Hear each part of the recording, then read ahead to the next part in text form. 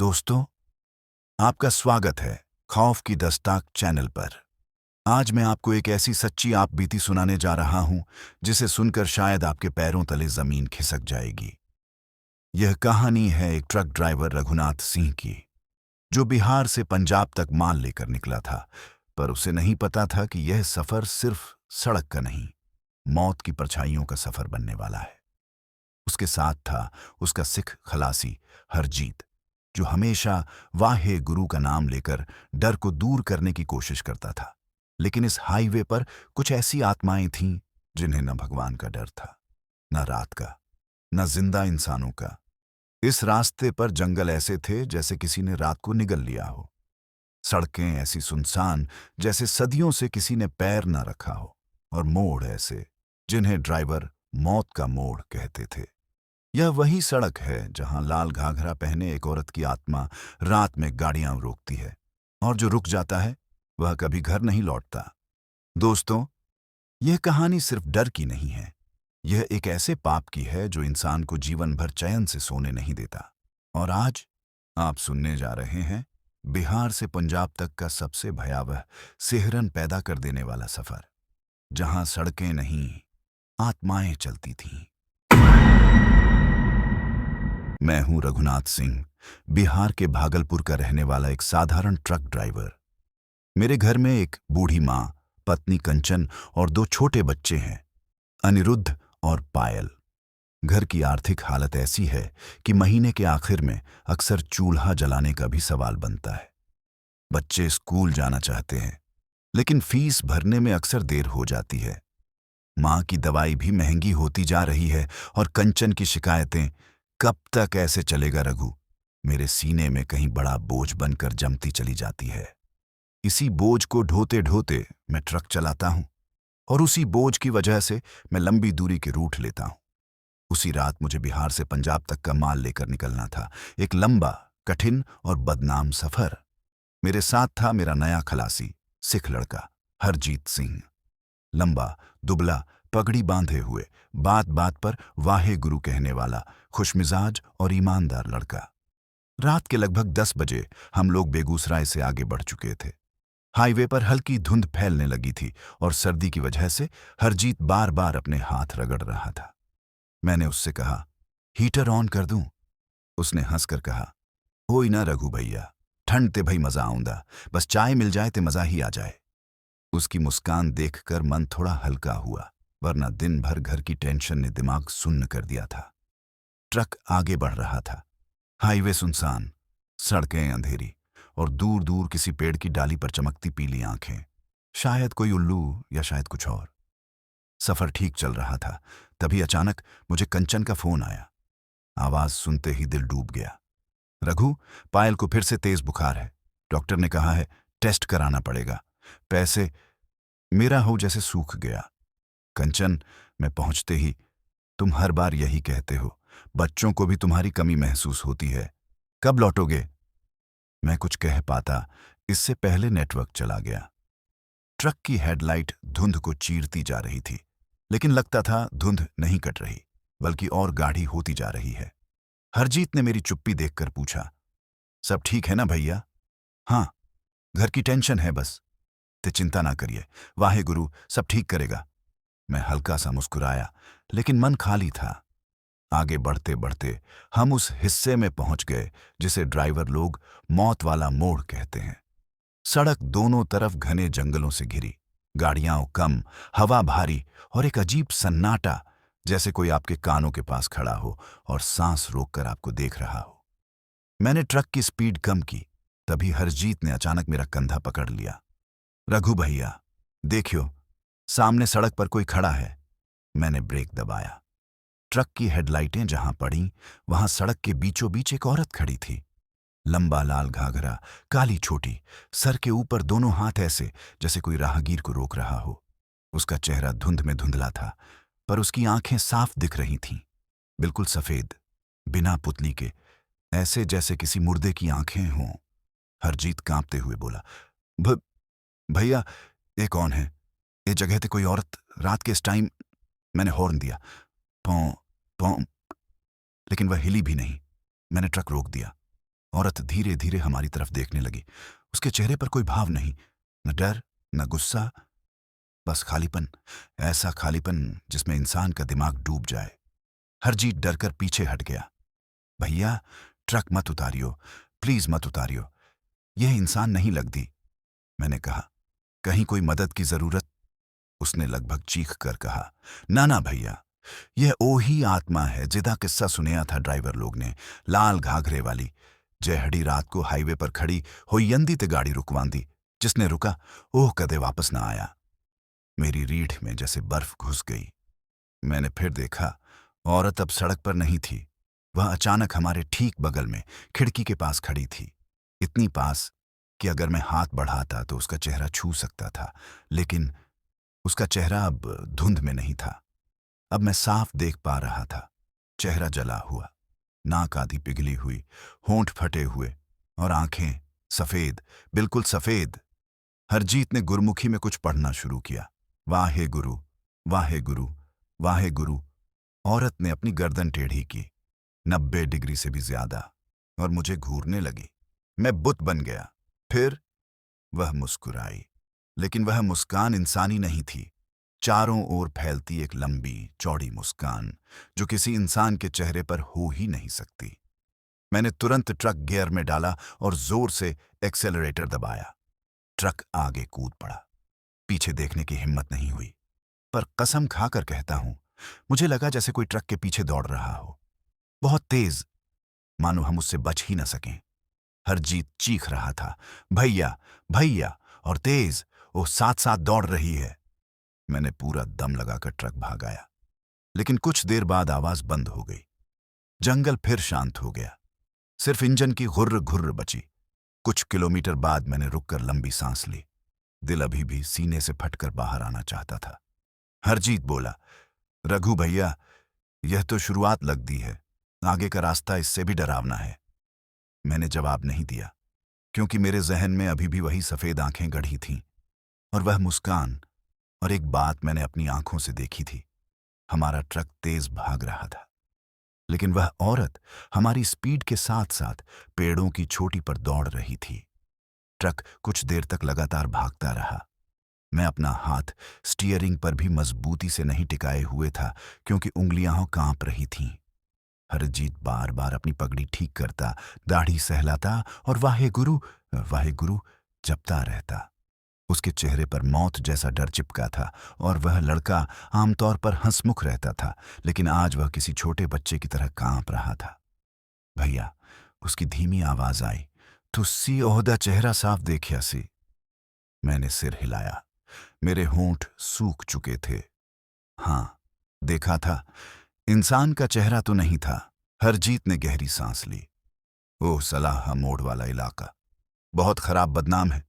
कहते ने कई वर्षों पहले एक औरत अपने 2 बच्चों समेत इसी मोड़ पर हादसे में मरी थी।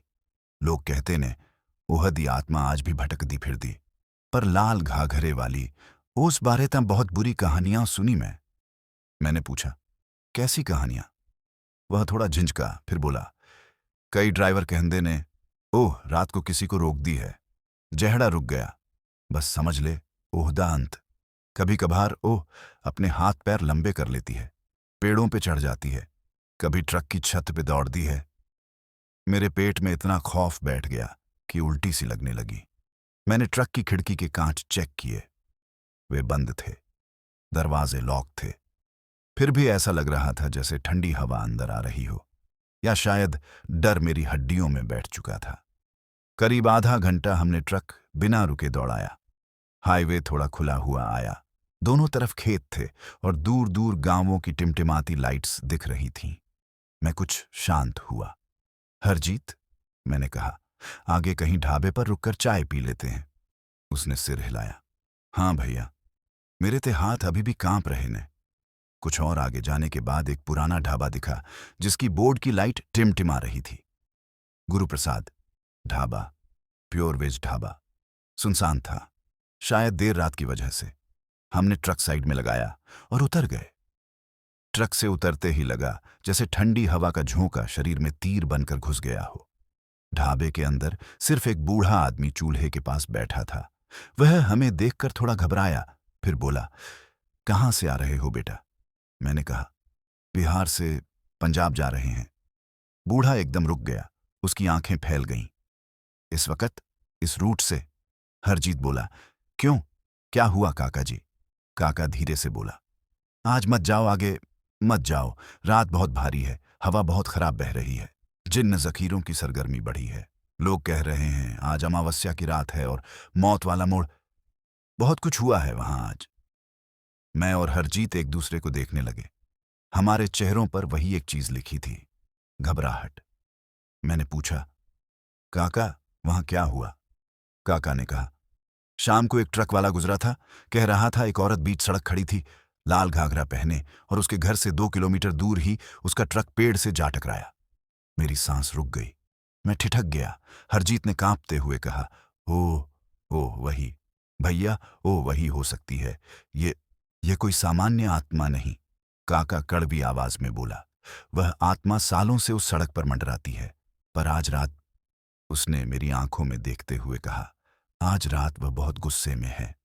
मैंने थूक निगलते हुए पूछा, आपको कैसे पता? काका ने धीमे से जवाब दिया, क्योंकि मैं उसे देख चुका हूं। सालों पहले मेरी बेटी उसी सड़क पर मरी थी, वह भी लाल घाघरा पहने थी। ढाबे की हवा अचानक भारी हो गई।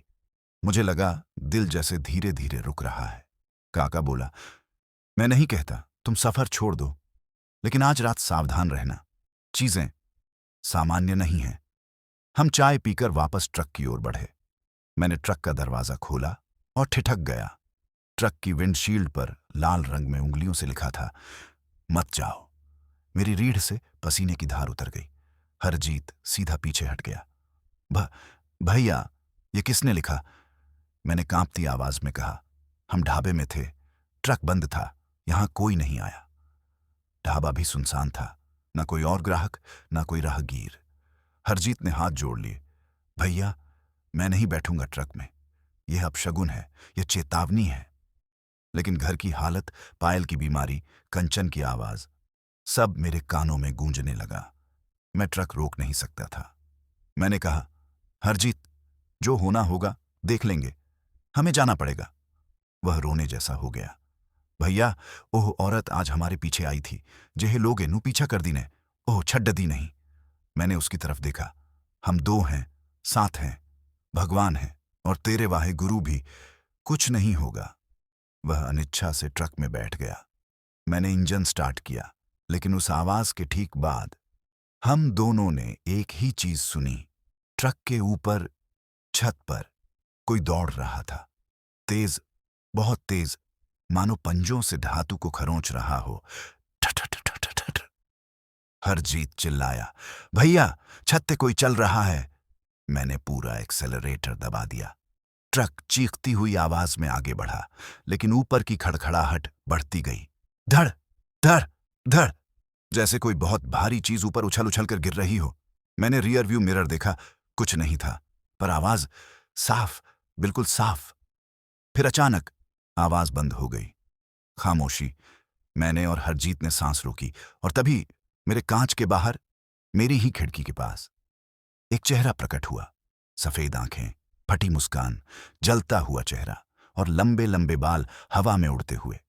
वही लाल घाघरे वाली औरत। वह हमारे ट्रक के साथ साथ हवा में उड़ रही थी। वह औरत हवा में उड़ते हुए हमारे ट्रक के बिल्कुल बराबर आ गई थी। मेरी खिड़की के ठीक बगल, इतनी पास कि अगर कांच न होता तो शायद उसका चेहरा मेरे गाल को छू लेता। उसकी आंखें सफेद, बिल्कुल सफेद, ऐसी आंखें जिन्हें देखकर किसी का भी हृदय रुक जाए, और उसकी मुस्कान इतनी चौड़ी कि ऐसा लग रहा था जैसे उसके गाल फटकर कानों तक पहुंच गए हों। मैंने ट्रक को जितना तेज दौड़ा सकता था दौड़ा दिया, पर वह औरत ट्रक की स्पीड से भी तेज उड़ रही थी। हरजीत ने दोनों हाथ जोड़ लिए। हे वाहे गुरु, हे वाहे गुरु, ओह सानू मार देगी भैया, ओह आज छड्डेगी नहीं। उसकी आवाज इतनी कांप रही थी कि उसे सुनकर मेरे हाथ भी स्टीयरिंग पर ढीले पड़ने लगे। अचानक वह औरत हवा में ऊपर उठी, फिर एक झटके में ट्रक की छत पर गिर गई। धड़ा। ट्रक ऐसे हिल उठा मानो ऊपर किसी ने चट्टान फेंकी हो। मैंने ब्रेक न लगाकर एक्सीलरेटर और दबा दिया, क्योंकि रुकना मौत को दावत देने जैसा था। ऊपर फिर आवाज आने लगी, धड़ धड़ धड़ धड़, जैसे कोई ऊपर चारों हाथ पैरों पर चल रहा हो, या उछल रहा हो, या नाच रहा हो। हरजीत ने चिल्लाकर कहा, भैया किवाड़ बंद करो, किवाड़ कस के बंद करो। मैंने तुरंत लॉक चेक किया, सब बंद, पर डर वहां नहीं रुका। अचानक फ्रंट ग्लास पर एक औरत की हथेली चिपक गई। लंबी उंगलियां, काली नाखून और उंगलियों के बीच लाल लहू जैसा कुछ। फिर एक और उस रात की दहशत अभी मेरे सीने में कहीं गहराई में अटकी हुई थी, लेकिन सफर रुक नहीं सकता था। ट्रक धीरे धीरे पंजाब की दिशा में बढ़ रहा था और हम दोनों, मैं और हरजीत, सिर्फ भगवान और अपने साहस के भरोसे सड़क पर टिके हुए थे। हवा में एक अजीब भारीपन था, जैसे रात की खामोशी में कोई अदृश्य चीज हमारे ट्रक के पीछे पीछे चल रही हो। मैंने हरजीत की तरफ देखा। उसकी आंखें लाल हो चुकी थीं, शायद डर और नींद के बीच की लड़ाई से।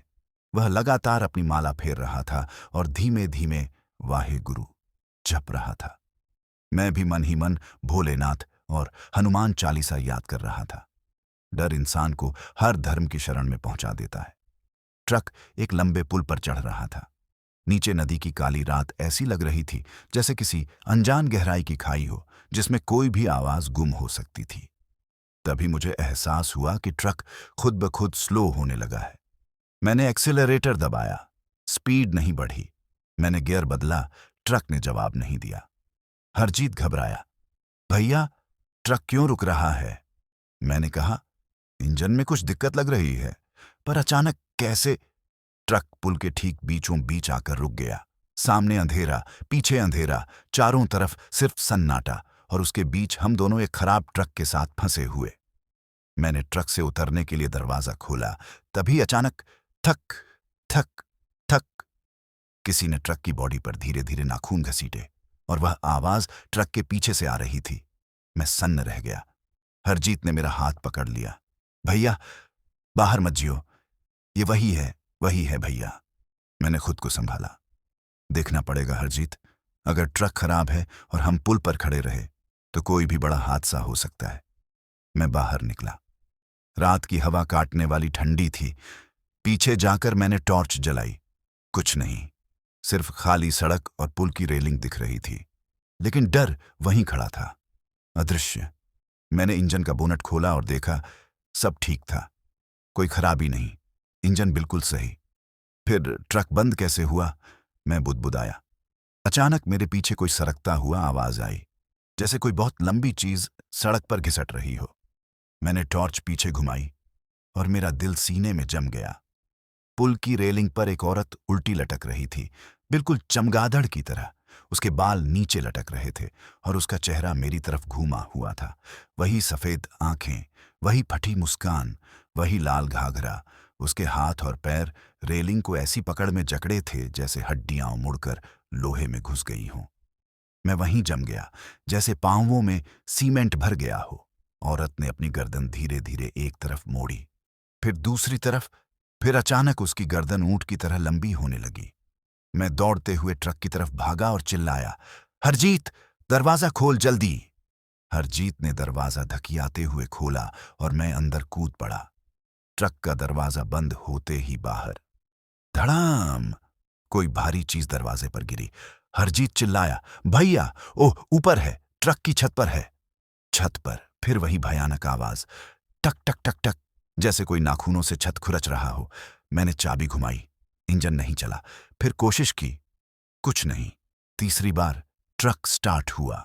मैंने जोर से एक्सीलरेटर दबाया। ट्रक झटके से आगे बढ़ा, लेकिन आगे पुल का दूसरा छोर था और वहां सड़क बाईं मुड़ती थी। जैसे ही ट्रक मोड़ पर पहुंचा, मुझे सामने अंधेरी सड़क में कुछ चलता हुआ नजर आया। किसी के लंबे काले बाल सड़क पर घसीटते हुए दिखे। हम पास पहुंचे तो पता चला वह एक औरत थी, पीछे की तरफ खड़ी, धीरे धीरे पैरों को घसीटते हुए चल रही थी। उसके बाल जमीन पर फैलकर किसी साए की तरह लंबाई में फैले थे। हरजीत कांपते हुए बोला, भैया इसे बचाकर निकलो, मत रुको। मैंने ट्रक थोड़ा दाएं मोड़ा, लेकिन जैसे ही हम उसके पास से गुजरे, वह अचानक हमारी तरफ मुड़ी। उसका चेहरा आधा कटा हुआ था, जैसे कोई तेज चीज से नोचा हो, और उसके गर्दन के नीचे सिर्फ धुआं निकला, मानो उसका शरीर पूरा ना हो। मैंने आंखें बंद कर लीं और ट्रक तेज कर दिया। पीछे देखने की हिम्मत नहीं थी। करीब 1 किलोमीटर बाद हरजीत बोला, भैया, मैनू लगदा है ये सब मौत वाले मोड़ की आत्माएं ने, आज कोई बहुत बुरी रात है। मैंने कहा, पता नहीं, पर कुछ तो है जो हमें रोकने की कोशिश कर रहा है। हरजीत की आवाज बहुत धीमी थी। या फिर हमारा पीछा कर रहा है। मैंने कुछ नहीं कहा, लेकिन मुझे लग रहा था कुछ हमारा पीछा कर रहा है। हम पुल से उतरकर हाईवे की सीधी सड़क पर आए। सड़क सुनसान थी। कभी कभी दूर कोई ट्रक दिख जाता, लेकिन जैसे ही हम पास पहुंचते, उसकी लाल लाइटें धुंध में गायब हो जातीं, मानो वे ट्रक असली थे ही नहीं। मैंने रेडियो चलाया ताकि माहौल थोड़ा सामान्य लगे, लेकिन रेडियो में सिर्फ एक अजीब आवाज आई, जैसे कोई धीमे स्वर में मंत्र पढ़ रहा हो। अचानक रेडियो से किसी बूढ़ी औरत की फटी आवाज आई, रुक जा, अभी देर नहीं हुई। रेडियो अपने आप बंद हो गया। हरजीत लगभग रोते हुए बोला, भैया, मैनू डर लग रहा है, बहुत ज्यादा। यह सब क्या हो रहा है भैया? मैं भी बोल नहीं पाया। कुछ देर बाद सड़क के किनारे एक छोटा सा शिव मंदिर दिखा। मैंने ट्रक किनारे लगा दिया। हम दोनों नीचे उतरे। मंदिर का दरवाजा आधा टूटा था, लेकिन दिया जल रहा था। मैंने मन में सोचा, यह भगवान का संकेत है कि यहां रुककर थोड़ी हिम्मत मिलेगी। मैं और हरजीत मंदिर में दाखिल हुए और माथा टेका, पर जैसे ही मैं उठा, मैंने देखा दीवार पर काली कालिख में लिखा था, तुम वापस नहीं जाओगे, और उसके नीचे लाल उंगलियों के निशान, मानो किसी ने खून से शब्द लिखे हों। हरजीत चीख पड़ा, भैया, मंदिर में भी ये कोई बहुत बड़ी शक्ति है। मैंने कांपते हुए बाहर देखा। ट्रक अंधेरे में खड़ा था, उसकी खिड़कियों पर धुंध जमी हुई थी, और अचानक ट्रक की विंडशील्ड पर एक हाथ का निशान उभर आया, लाल रंग का। मैंने धीरे से कहा, हरजीत, यह अब हमारी जान नहीं छोड़ने वाली। मंदिर के बाहर खड़े होकर मैं और हरजीत बस एक ही चीज देख रहे थे, हमारे ट्रक की विंडशील्ड पर उभरता हुआ वह लाल हाथ का निशान। ऐसा लग रहा था जैसे कोई बेहद ठंडी उंगलियां कांच पर दबाकर हमें देख रही हों। हवा में धूप की गंध थी, पर साथ ही एक ऐसी बदबू भी उठ रही थी जो किसी पुराने जले हुए कपड़े जैसी थी। हरजीत की सांसें तेज हो गईं।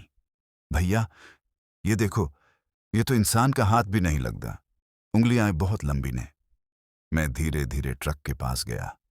ट्रक की छत, किनारे और दरवाजे पर भी ऐसे ही निशान उभरने लगे, जैसे कोई अदृश्य चीज ट्रक को चारों तरफ से दबा रही हो। मैंने तुरंत दरवाजा खोला और केबिन में बैठ गया। हरजीत भी हड़बड़ी में अंदर चढ़ आया। मैंने इंजन स्टार्ट किया।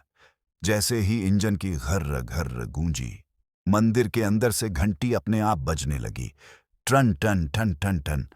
अंधेरे में वो आवाज इतनी डरावनी लग रही थी कि मेरा खून जमने लगा। हरजीत ने तुरंत दोनों हाथ जोड़कर कहा, हे नानक देव, सानू बचा लो। मैंने ट्रक को गियर में डाला और मंदिर से आगे बढ़ाया।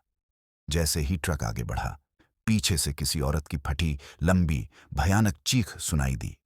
हाँ, हाँ, हाँ। चीख इतनी तेज थी कि खिड़कियां तक कांप उठीं। हम दोनों ने एक दूसरे की तरफ देखा। यह वही चीख थी, वही जो पहली रात मौत वाले मोड़ पर सुनाई दी थी, वही जिसे सुनकर मेरी रीढ़ तक सुन्न पड़ गई थी। मैंने तुरंत ट्रक की स्पीड बढ़ाई। आगे सड़क पर फिर घना जंगल शुरू हो रहा था। पेड़ इतने ऊंचे, काले और घने थे कि ऐसा लगता था किसी सुरंग में जा रहे हों। जंगल का हर पेड़, हर टहनी किसी आकृति जैसी लग रही थी, मानो सैकड़ों साए खड़े होकर हमारा इंतजार कर रहे हों। ट्रक जैसे ही जंगल में घुसा, हरजीत ने मेरी बाजू पकड़ ली। भैया, ओह देखो। मैंने हेडलाइट की रोशनी में सड़क के किनारे देखा। एक बूढ़ा आदमी खड़ा था, लंबी दाढ़ी, आधी फटी धोती, हाथ में लाठी, चेहरा इतना शांत कि डर और रहस्य एक साथ पैदा हो रहा था। उसने हाथ उठाकर हमें रुकने का इशारा किया। हरजीत हड़बड़ाया, भैया, मत रुको, रात के इस टेम कौन बूढ़ा जंगल में फिरदा। मैंने कहा, पर शायद किसी को मदद चाहिए। हरजीत बोला, भैया, आज इस सड़क पे कोई भी मदद मांगता नजर आए, समझ लो मौत बुला रही है। लेकिन वह बूढ़ा हमारी हेडलाइट की सीधी रोशनी में आ गया। उसकी आंखें बिल्कुल सामान्य, मगर उनमें एक घोर उदासी थी। मैंने ट्रक रोक दिया। मैं सावधानी से खिड़की नीचे की। बाबा, क्या हुआ? रात को क्यों खड़े हो यहां? बूढ़ा धीरे से बोला, बेटा, यह रास्ता छोड़ दो। यह जंगल आज रात जिन्हों की जागीर है। तुम दोनों को यह सड़क नहीं ले जाएगी, बल्कि निगल जाएगी। उसकी बातें सुनकर मेरे हाथ कांपने लगे। मैंने पूछा, आप कौन हैं? बूढ़ा उदास होकर बोला, मैं भी कभी ड्राइवर था। इसी सड़क ने मुझे यहीं बांध दिया। अब मैं सिर्फ उन लोगों को चेतावनी देने आता हूं जो मेरी गलती दोहराने चलते हैं। मेरे गले से आवाज मुश्किल से निकली, कौन सी गलती? बूढ़े ने सड़क की तरफ देखा और कहा, लाल घाघरे वाली औरत। उसे देखते ही मैं रुक गया था, और जो रुकता है उसे यह सड़क कभी जाने नहीं देती। यह सुनते ही हरजीत की आंखें फट गईं। मैंने तुरंत गियर लगाया। बाबा, हम रुक नहीं सकते। घर में बच्चे हैं, बीमार मां है। अगर माल नहीं पहुंचाया तो सब खत्म हो जाएगा। बूढ़ा धीमे से बोला, फिर भगवान के साथ जाना। मैं दुआ करता हूं कि तुम दोनों लौट पाओ। मैंने ट्रक आगे बढ़ाया। जैसे ही हम बूढ़े से थोड़ा आगे बढ़े, हरजीत ने रियर व्यू मिरर देखा और दहशत में चिल्ला पड़ा, भैया, ओ बूढ़ा जमीन ते गायब हो गया। मैंने तुरंत मिरर देखा। सड़क खाली। बूढ़ा कहीं नहीं, जैसे वह कभी था ही नहीं। ट्रक में मेरे हाथ कांपने लगे। हम अभी उस सदमे से उबरे भी नहीं थे कि अचानक ट्रक के पीछे कुछ भारी गिरा। धड़ा टीम! हरजीत चीख पड़ा, भैया, ओह, छत पर लौट आई। छत पर वही दौड़ने की आवाज, ठक ठक ठक ठक ठक। फिर अचानक हमारे केबिन की खिड़की के बाहर एक लंबा बालों का गुच्छा लटकने लगा, मानो कोई ऊपर से झुककर अंदर देखने की कोशिश कर रहा हो। मैंने गैस पैडल पूरा दबा दिया। ट्रक पागलों की तरह आगे भागा, लेकिन जंगल खत्म नहीं हो रहा था। अंधेरा और गहरा हो रहा था। हरजीत ने कांपते कांपते कहा, भैया, यह आज हमें नहीं छोड़ेगी। मैं भी थक चुका था, डर चुका था, लेकिन मैंने उससे कहा, जब तक भगवान है कोई कुछ नहीं कर सकता। लेकिन मेरी आंखें सड़क पर ही थीं, क्योंकि मैंने देखा था आगे मोड़ पर धुंध में किसी औरत का साया खड़ा था। वही लाल घाघरा, वही लंबे बाल, वही सफेद आंखें, और वह धीरे धीरे अपना हाथ उठा रही थी, हमें रोकने के लिए। उस मोड़ पर खड़ी वह परछाई, वह कोई इंसान नहीं थी। जैसे जैसे ट्रक उसके पास पहुंच रहा था, उसकी आकृति साफ होती जा रही थी। लाल घाघरा, लंबे उड़ते बाल, सफेद मरे हुए जैसे हाथ, और दो भयानक दुर्गंध से भरी खाली आंखें। वह धीरे धीरे हमें देखते हुए अपना हाथ ऊपर उठा रही थी। मैंने तुरंत स्टीयरिंग दाएं घुमाया ताकि उससे बचकर निकल सकें, लेकिन जैसे ही मैंने ट्रक मोड़ा, वह औरत अचानक सड़क के दूसरी तरफ प्रकट हो गई। हरजीत चीख पड़ा, भैया, ओह, तो हवा वांगू इधर उधर हो रही है, ये इंसान नहीं। मैंने बेतहाशा ट्रक संभाला। सड़क संकरी होती जा रही थी। एक तरफ गहरी खाई, दूसरी तरफ घना जंगल। ऊपर काली रात, नीचे मौत का अंधेरा। और वह औरत हमारी बराबरी में पेड़ों की चोटियों पर भाग रही थी। उसके पैर जमीन को छूते ही नहीं थे। वह उड़ रही थी, मानो हवा में तैरती कोई काली दहशत। ट्रक मोड़ से आगे निकलने ही वाला था कि अचानक धड़ा आम! पूरी छत हिल गई। ओह, फिर छत पर कूद गई थी। छत पर अब सिर्फ दौड़ने की आवाज नहीं आ रही थी। कुछ भारी चीज घसीटने जैसा भी महसूस हो रहा था, किसी लंबी मोटी चेन जैसी, या किसी लाश जैसी। हरजीत कांपते हुए बोला, भैया, मेरा दिल डूब रहा है। लगता है आज हम नहीं बचेंगे। पर मैं चुप था, क्योंकि मेरे कानों में एक और आवाज आ रही थी, हंसी। वह औरत हंस रही थी, और उसकी हंसी किसी इंसान जैसी नहीं, किसी जानवर जैसी भी नहीं, बल्कि कई आवाजें मिलकर एक साथ हंस रही हों। ऐसी हंसी जो किसी को पागल कर दे। मैंने ट्रक की स्पीड और बढ़ाई। 70, 80, 90। ट्रक हिलने लगा। भैया धीरे, ऐसा लगे नाली में गिर जावांगे। मैंने जवाब नहीं दिया, क्योंकि अचानक मेरे सामने सड़क बदलने लगी। हाँ, सड़क सच में बदल रही थी। हेडलाइट में मुझे दिखाई दिया, सड़क कहीं नहीं थी, बस कीचड़ था और गहरी खइयां थीं। मैं घबरा गया। यह सड़क तो ऐसा नहीं था। मैंने आंखें मिचमिचाकर देखा। इतनी देर में सड़क फिर से सामान्य लगने लगी। हरजीत रोते हुए बोला, भैया, यह भ्रम नहीं, यह औषधि चाल है। वो हमारी आंखों से खेल रही है। मैं धीरे से बोला, हरजीत, अगर हम डर गए तो रास्ता खुद भटक जाएगा। ट्रक फिर सीधा हो गया, लेकिन अब सामने एक पुरानी टूटी हुई बस खड़ी थी। बस के शीशे टूटे हुए, दरवाजा आधा मरा हुआ, उसकी हेडलाइट झपक रही थी। मैंने धीमा किया। बस पुराने जमाने की लग रही थी, शायद 30 से 40 साल पुरानी। बस के फ्रंट पर नाम लिखा था, शहीद मार्ग, नॉन स्टॉप। हरजीत धीमे से बोला, भैया, सानू बस ओवरटेक करनी चाहिए। रात को ऐसी जंग लगी बस, कौन चलाएगा? मैंने ट्रक दाएं मोड़ा। जैसे ही हम बस के बराबर आए, बस के अंदर ड्राइवर की सीट पर कोई बैठा हुआ था। मैंने ध्यान से देखा, ड्राइवर का चेहरा नहीं था, सिर्फ एक काला छेद, मानो सिर कट चुका हो। मैंने ट्रक एकदम तेज किया और तभी बस के अंदर की खिड़कियों पर दर्जनों हाथ उभर आए। औरतों, बच्चों, बूढ़ों के हाथ, सबकी उंगलियां कांच पर पटक रही थीं। हरजीत चीख पड़ा, भैया, ये मौत वाली बस है, इसके यात्रियों की आत्माएं फंसी हैं अंदर। मैंने पागलों की तरह एक्सीलरेटर दबाया। बस धीरे धीरे पीछे छूट गई, लेकिन उसकी हेडलाइटें हमारे पीछे अंधेरे में लगातार चमकती रहीं, जैसे आंखें, जैसे कोई हमें धमका रही हो। मैंने राहत की सांस ली, पर उस राहत का दम तभी निकल गया, क्योंकि अब रास्ता खुला हुआ था और दूर एक छोटा ढाबा दिखाई दे रहा था। ढाबे की लाइटें जल रही थीं, एक तिरंगा फहर रहा था, एक ट्रक खड़ा था।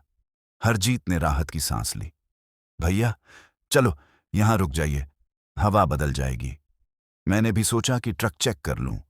इंजन की आवाज भी थोड़ी भारी लग रही थी। जैसे ही हमने ढाबे के पास पहुंचकर ट्रक पार्क किया, मैं नीचे उतरा। ढाबा बिल्कुल शांत था, कोई आवाज नहीं, कोई आदमी नहीं, सिर्फ तिरंगा था जो हवा होने के बावजूद हिल भी नहीं रहा था। मैंने अंदर झांका, चूल्हा ठंडा, बर्तन खाली, टेबलों पर ताजा चाय के गिलास रखे हुए, जैसे लोग अभी बैठे थे और अचानक गायब हो गए। हरजीत धीमे से बोला, भैया, यह ढाबा मुझे ठीक नहीं लग रहा। मैंने चारों तरफ देखा और तभी ढाबे की दीवार पर कुछ उकेरा हुआ दिखा। मैं पास गया। यह उंगलियों से लिखी गई लाइन थी, जो इस सड़क पर रुके वे दोबारा कभी घर नहीं लौटे। मेरे पैरों तले जमीन खिसक गई। हरजीत ने डर से मेरा हाथ पकड़ा, भैया, यह सब हमारे साथ ही क्यों हो रहा है? मैंने कोई जवाब नहीं दिया, क्योंकि ठीक उसी वक्त ढाबे की रसोई के अंधेरे में चूल्हे के पास एक औरत खड़ी थी, लाल घाघरा, सफेद आंखें, धीरे धीरे मुस्कुराती हुई। वह हमारी तरफ बढ़ने लगी, पर उसके पैर जमीन को छू नहीं रहे थे। ढाबे की रसोई के अंधेरे में वह औरत जिस तरह हमारे सामने आई थी, वह किसी इंसान की हरकत नहीं थी। उसके पैर जमीन को छू भी नहीं रहे थे, वह हवा में तैर रही थी, जैसे किसी अदृश्य धागे से बंधी हुई हो। उसकी आंखें सफेद, बिना पुतली की, और उसके चेहरे पर फैली मुस्कान, ऐसी मुस्कान जो इंसान को पागल बना दे। मुझे ऐसा लगा जैसे मेरी सांस की डोरी किसी ने बीच से तोड़ दी हो। हरजीत मेरी बाजू पकड़कर पीछे हट गया। भैया, ओह, अंदर खड़ी है, ढाबे दी रसोई में, यह जगह भी सुरक्षित नहीं, भैया। मैं धीरे से फुसफुसाया, हरजीत, पीछे हट। औरत ने अपना सिर धीरे धीरे दाईं तरफ झुकाया, फिर बाईं तरफ, जैसे हमें पहचान रही हो। अचानक उसने एक तेज खुरदुरी आवाज में कहा, तुम्हें कहा था मत आना। उसकी आवाज दो लोगों की आवाज जैसी थी, एक औरत की और एक बच्ची की, दोनों एक साथ बोल रही हो। मेरी रीढ़ बर्फ की तरह जम गई।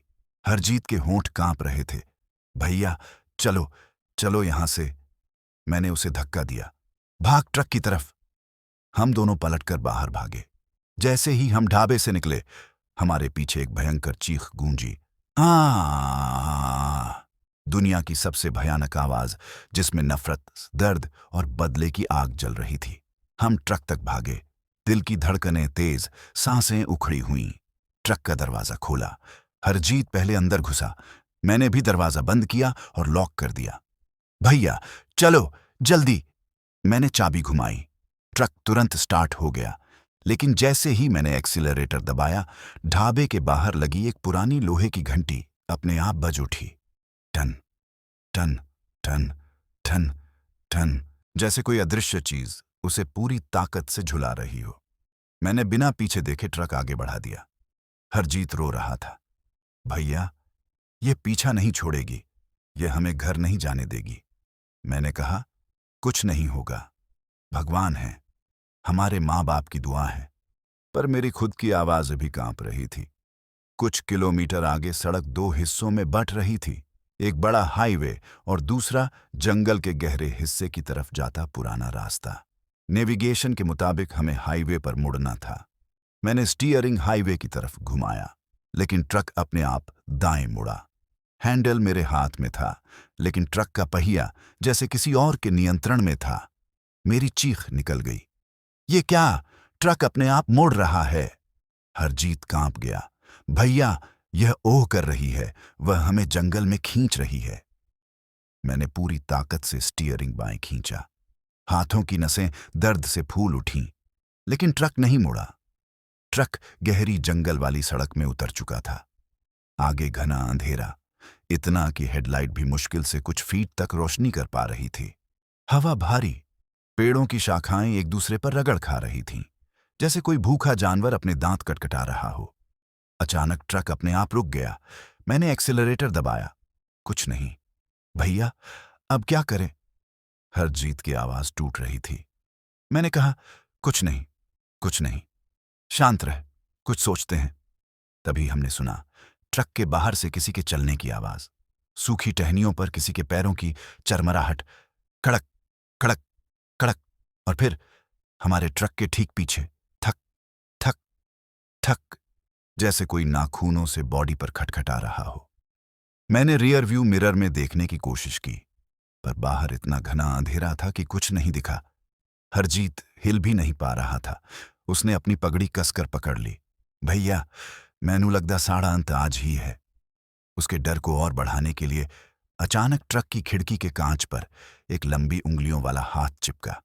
उंगलियां बहुत लंबी, मानो इंसानी नहीं, किसी दैत्य की हों। कांच के ऊपर खुरचने की आवाज। "स्स", मैंने चीख कर कहा, हिम्मत रख, बाहर मत देखना। पर हम दोनों देख चुके थे। फिर वह ट्रक के आगे आई। इस बार वह बिल्कुल अलग थी। उसका शरीर धीरे धीरे लंबा हो रहा था, मानो हड्डियां खींच रही हों।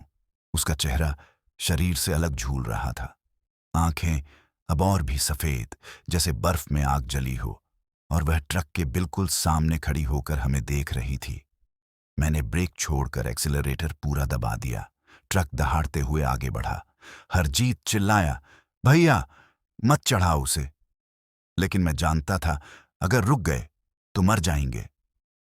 ट्रक औरत की तरफ बढ़ रहा था, और जैसे ही ट्रक उससे टकराने वाला था, वह अचानक हवा में गायब हो गई। हम दोनों ने एक ही समय पर सांस छोड़ी, लेकिन हमारी राहत ज्यादा देर न चली, क्योंकि अगले ही सेकंड ट्रक के अंदर डैशबोर्ड के पास से एक बच्ची की आवाज आई, पापा, घर मत जाओ। मेरे शरीर से पसीना बह निकला। हरजीत ने डर से पैर समेट लिए। भैया, ट्रक के अंदर कुछ है, अंदर अंदर। मैं मुड़ा और मेरी रूह थम गई। पीछे की सीट पर एक छोटी बच्ची बैठी थी, लाल फ्रॉक, चेहरा सफेद, आंखें बिल्कुल काली। वह मुझे देख रही थी और मुस्कुरा रही थी। पीछे की सीट पर बैठी उस बच्ची को देखकर मेरा खून जैसे जम गया। वह बिल्कुल चुप, एकदम स्थिर, आंखें मेरी आंखों में गड़ी हुई, लेकिन उसके होठों पर वह छोटी सी विचित्र मुस्कान, ऐसी मुस्कान जिसमें मासूमियत नहीं बल्कि मौत छुपी हो। हरजीत मेरी बांह पकड़कर चिल्लाया, भैया, ट्रक रोक दे, अंदर बच्ची कैसे आई? दरवाजा ता बंद सी। मैंने पीछे देखने की हिम्मत नहीं की, लेकिन वह बच्ची मुझे घूर रही थी, बिना पलक झपकाए। फिर उसने बहुत धीरे धीरे अपना सिर एक तरफ टेढ़ा किया और कहा, पापा, घर मत जाओ। उसकी आवाज सुनकर मेरी सांस अटक गई। उसकी आवाज किसी 6 से 7 साल की बच्ची की नहीं थी। वह आवाज कई परतों से मिलकर बनी एक फटी टूटी डरावनी गूंज थी, जैसे कई आत्माएं एक साथ बोल रही हों। हरजीत लगभग रो गया। भैया, यह इंसान नहीं, यह परछाई है। ओह, हमारे ट्रक में आ गई। मैंने हिम्मत करके पहली बार पीछे देखा। बच्ची अब हिल रही थी। उसकी गर्दन असामान्य रूप से दाईं तरफ घूम रही थी। मानो हड्डियां हों ही नहीं।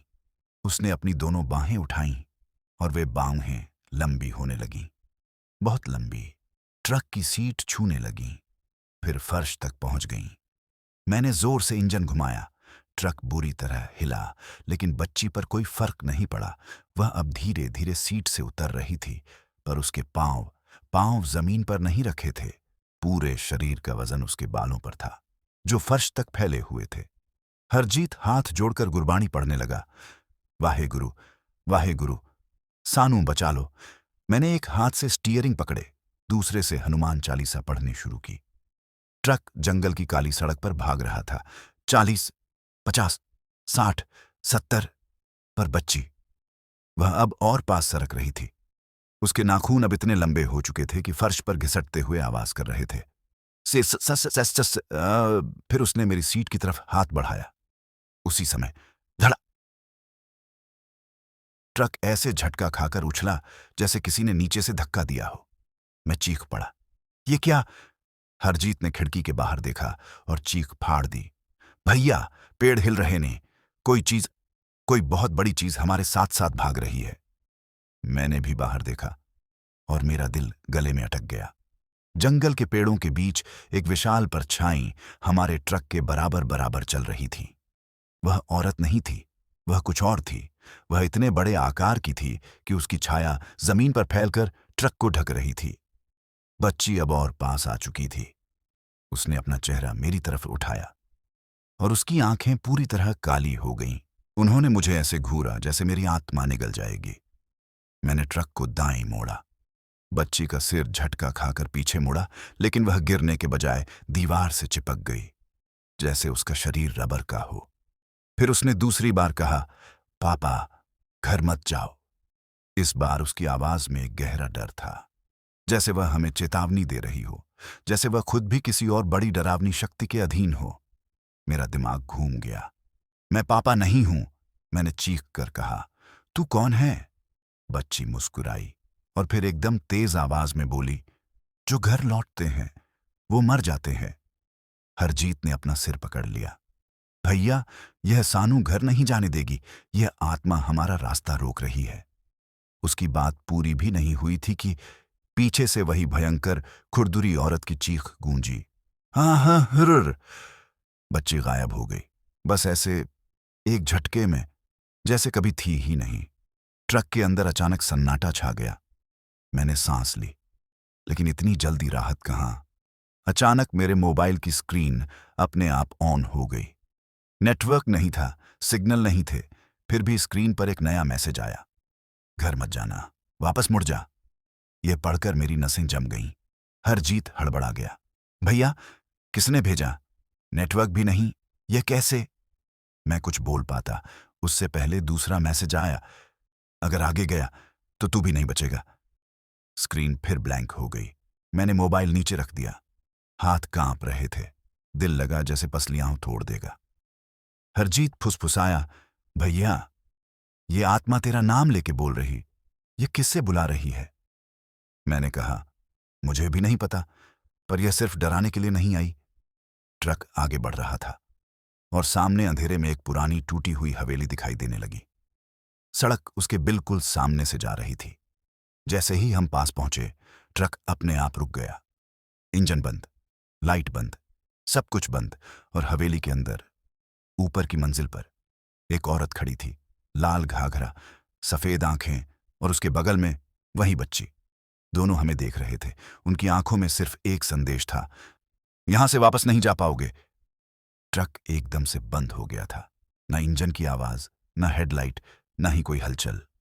सिर्फ घना, ठंडा, घुटन भरा सन्नाटा। हमारी हेडलाइट के सामने वह पुरानी हवेली खड़ी थी। टूटी खिड़कियां, गिरती दीवारें, झूलता हुआ लकड़ी का दरवाजा, और ऊपर की मंजिल की खिड़की में लाल घाघरे वाली औरत और उसके बगल में वही बच्ची। दोनों के चेहरे अंधेरे में धुंधले थे, लेकिन उनकी आंखें सफेद और काली स्पष्ट दिखाई दे रही थीं। हरजीत मेरे कंधे से चिपक गया। उसकी आवाज कांप रही थी। भैया, मैनू लगदा। ओह, सानू इस हवेली में बुला रही ने, मैंने धीरे से कहा। पर हम अंदर क्यों जाएंगे? हम पागल हैं क्या? हरजीत बोला। भैया, ट्रक ते स्टार्ट ही नहीं हो रहा। रास्ता भी जंगल में खो गया है। और यह हवेली, पता नहीं क्यों लगता सच्चाई अंदर ही है। मैंने स्टार्ट का बटन फिर दबाया, कुछ नहीं। 3 बार, 4 बार, 5 बार कोशिश, ट्रक ने कोई जवाब नहीं दिया। अचानक हवेली की दूसरी मंजिल की टूटी खिड़की में वह बच्ची खड़ी दिखाई दी और उसकी उंगली सीधे हमारी तरफ थी, जैसे कह रही हो, उतर कर आओ। मेरी सांसें रुक गईं। मैंने धीरे से कहा, हरजीत, अगर हम अंदर गए तो वापस आ पाएंगे। मुझे शक है। हरजीत रो पड़ा। पर भैया, यहां खड़े खड़े भी नहीं बचेंगे। वो छत पर दौड़ रही थी। जंगल में भी आई, ढाबे में भी, ट्रक में भी, अब हवेली में बुला रही है। कोई कारण है भैया। मैंने अपनी जेब से हनुमान चालीसा निकाली। हरजीत ने अपनी माला पकड़ ली और वाहे गुरु जपने लगा। मैंने ट्रक का दरवाजा खोला। ठंडी हवा अंदर आई, ऐसी ठंड जो हड्डियों तक काट दे। जैसे यह हवा सामान्य नहीं, किसी मृत चीज की सांस हो। हम दोनों नीचे उतरे। हवेली के दरवाजे तक जाने वाली पगडंडी पर काले पेड़ों की छाया गिर रही थी, जैसे कोई हाथ हमें पकड़ने को बढ़ रहा हो। हवेली का बड़ा लकड़ी का दरवाजा आधा खुला था। अंदर अंधेरा घुटता हुआ सा था। हम धीरे धीरे आगे बढ़े। मेरे हर कदम के साथ मिट्टी चरमराती थी और जैसे ही मैं दरवाजे के बिल्कुल पास पहुंचा, अंदर से एक लंबी सांस सुनाई दी, जैसे कोई बड़ी चीज सोते हुए सांस ले रही हो। मैं रुक गया। हरजीत भी जम गया। फिर दरवाजा अपने आप धीरे धीरे खुलने लगा। Creek creek creek. अंदर से अंधेरा, और उस अंधेरे में कोई खड़ा था। मैंने टॉर्च जलाई। टॉर्च की रोशनी जैसे ही भीतर गई, मेरा दिल एक धक से रुका। अंदर खड़ी थी एक बूढ़ी औरत, सफेद बाल, सूखी चमड़ी, झुका हुआ शरीर, लेकिन इस आंखें नहीं थीं जहां आंखें होनी चाहिए थीं। वहां बस 2 गहरे काले गड्ढे थे। उसका चेहरा स्थिर था, पर उसके काले गड्ढों से जैसे धुआं निकल रहा था। मैं बोल भी नहीं पाया। वह अचानक बोली, और उसकी आवाज मानो सीधा जमीन से उठ रही हो। क्यों आए हो? क्यों पहुंचे हो यहां? हरजीत ने डरते हुए कहा, मां, हमारा ट्रक बंद हो गया, हम फंस गए। बूढ़ी औरत ने धीरे धीरे अपना हाथ उठाया। उसके हाथ की उंगलियां टूटी हुई थीं, कुछ उलटी दिशा में मुड़ी हुई, और वह फुसफुसाई, वह तुम्हें बुला रही है। मैं हकबका गया। कौन? कौन बुला रहा है? बूढ़ी औरत ने सिर उठाया और पहली बार उसके गड्ढों से धुआं तेजी से निकलने लगा। वह बोली, जिससे तुम बच नहीं सकते, लाल घाघरे वाली, मौत का वासना। हरजीत कांप कर मेरे पीछे छिप गया। मैंने धीरे से पूछा, तुम कौन हो? बूढ़ी औरत ने अपनी उंगलियां दीवार पर रखीं और उंगलियों से दीवार पर लाल गीला सा निशान बनने लगा। उसने 2 शब्द लिखे, मत जाओ। मैंने तुरंत उसकी तरफ देखा। कहां मत जाए? वह मुड़ी और हवेली के अंदरूनी अंधेरे की तरफ उंगली उठाई। फिर बोली, अंदर मौत जाग रही है। मैंने हरजीत की तरफ देखा। हरजीत लगभग बेहोश था। मैंने धीमे से बूढ़ी औरत से कहा, तो हमें क्या करना चाहिए? बूढ़ी औरत ने धीरे धीरे, बहुत धीरे सिर उठाया और कहा, जो अंदर जाएगा वह लौट कर नहीं आएगा। और तभी उसके पीछे हवेली के अंदरूनी हिस्से में एक बच्ची हंसी। हंसी, वही आवाज, वही गूंज, पापा। और बूढ़ी औरत अचानक गायब हो गई। हम दोनों जमीन पर गिर पड़े। हवेली के अंदर की खिड़की में लाल घाघरे वाली औरत और वह बच्ची एक साथ खड़ी थीं, और दोनों के चेहरों पर एक ही मुस्कान। हम दोनों वहीं हवेली के दरवाजे पर घुटनों के बल बैठे थे। बूढ़ी औरत गायब हो चुकी थी। अंदर से बच्ची की हंसियों की गूंज लगातार बढ़ती जा रही थी। ऐसा लग रहा था जैसे हवेली की हर ईंट उसकी हंसी दोहरा रही हो। पापा, पापा, पापा। हरजीत कांपते हुए बोला, भैया, मैनू लगदा अस्सी वापस ना जाइए। ट्रक ते चल ही नहीं रहा। ओह हवेली सानू अंदर बुला रही। मैंने गले से निगलते हुए कहा, हाँ बुला रही है, पर हम जाएंगे नहीं, अंदर मौत है, बूढ़ी ने कहा था। लेकिन मेरी बात पूरी भी नहीं हुई थी कि हवेली के अंदर कहीं गहराई से एक तेज धमाका हुआ। धड़ा, जैसे किसी ने भारी चीज फेंकी हो। झटके से खिड़कियां हिल गईं, दीवारों की दरारें और गहरी हो गईं। हवेली जिंदा लगने लगी। हवा में धुआं फैल रहा था जिसमें मिट्टी, खून और जले हुए कपड़ों की बू थी। मैं और हरजीत धीरे धीरे पीछे हटे, लेकिन ठीक उसी पल हमारे ट्रक की हेडलाइट अचानक अपने आप जल गई। ट्रक अंदर से किसी अदृश्य शक्ति ने स्टार्ट किया। इंजन गर्जना करने लगा। घुर घुर घुर घुर दृष्टा हवा। हरजीत चीख पड़ा, भैया ट्रक अपने आप स्टार्ट हो गया। मैंने ट्रक की तरफ देखा और मेरी धड़कनें बंद होने लगीं। ट्रक के ड्राइवर सीट पर कोई बैठा था। वह इंसान नहीं, उसकी पीठ मेरी तरफ थी। लाल साड़ी जैसे बिना हवा के हिल रही थी और उसके बाल सीट के नीचे तक फैल चुके थे। मैंने फुसफुसाते हुए कहा, हरजीत, ये ट्रक में कैसे बैठ गई? हरजीत ने मेरी बाजू पकड़ ली। भैया, ओह तू ही नू, अंदर बुला रही है। ट्रक में, हवेली में, हर जगह। ओह तो सानू छड्डेगी नहीं। मैंने अपनी सारी हिम्मत इकट्ठी करके कहा, भाग ट्रक की ओर। अगर हम नहीं भागे तो हवेली हमें अंदर खींच लेगी। हम दोनों भागे। ट्रक की ड्राइवर सीट पर जो भी बैठा था वह धीरे धीरे अपनी गर्दन मोड़ने लगा। इतनी धीरे, इतनी डरावनी तरह, जैसे कोई गला तोड़ने वाला हो। और जैसे ही उसका चेहरा हमारी तरफ मुड़ने वाला था, ट्रक की हेडलाइट फट करके बंद हो गई। चारों तरफ अंधेरा। मैंने दौड़ते हुए दरवाजा खोला, लेकिन अंदर कोई नहीं था। सीट खाली, कांच टूटा नहीं, कोई निशान नहीं। हरजीत हाँफते हुए बोला, भैया क्या ओह हवा थी? मैंने कहा, नहीं, ओह हवा नहीं। ओह पहले भी छत पर आई थी, ढाबे में आई थी और ट्रक में भी आई थी। मैं बैठा, चाबी घुमाई, इंजन स्टार्ट हो गया। अब की बार बिना रुकावट। ट्रक आगे बढ़ा। मैंने राहत की सांस ली, लेकिन तभी हमारी हेडलाइटों के बीच सड़क पर एक आदमी खड़ा था। उसका चेहरा काला पड़ा हुआ, जैसे आग में झुलसा हो। उसके कपड़े फटे हुए और हाथ में जली हुई नंबर प्लेट थी। उसने हाथ उठाकर हमें रोका। मैंने तुरंत ब्रेक दबाया। ट्रक चीखते हुए रुका। आदमी हमारे बिल्कुल सामने खड़ा था। मैंने खिड़की थोड़ी खोली। भाई, कौन हो? क्या हुआ? मदद चाहिए? उसने धीरे से कहा। मैं भी ड्राइवर था। उसका गला फटा हुआ था। आवाज बाहर निकलने में मुश्किल हो रही थी। हरजीत धीरे से बोला, भैया, यह जीवित नहीं लग रहा। आदमी ने अपनी जली हुई नंबर प्लेट उठाई। उसकी प्लेट पर लिखा था BR0611127। मेरे हाथ से स्टीयरिंग छूट गया।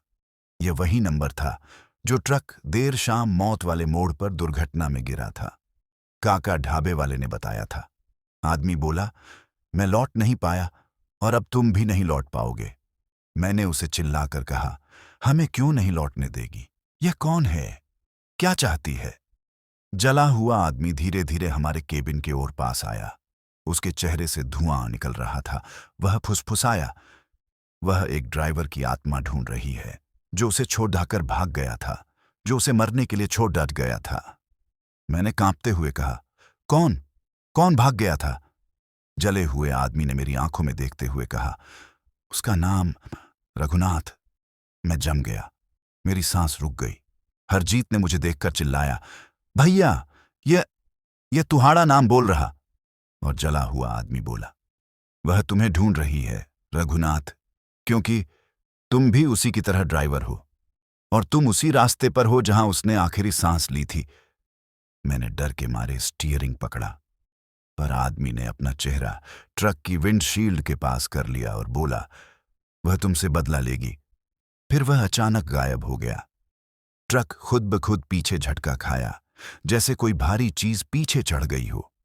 और जैसे ही मैंने पीछे देखने की हिम्मत की, खिड़की में वही लाल घाघरे वाली औरत उल्टी लटकी खड़ी थी। उसकी आंखें मुझे घूर रही थीं। उसकी मुस्कान और चौड़ी हो रही थी और उसने कहा, रघुनाथ, तू वापस नहीं जाएगा। उसकी आवाज, वह एक शब्द जिसने मेरा नाम पुकारा, रघुनाथ, जैसे किसी मृत आत्मा ने मेरी रूह पकड़कर हिला दी हो।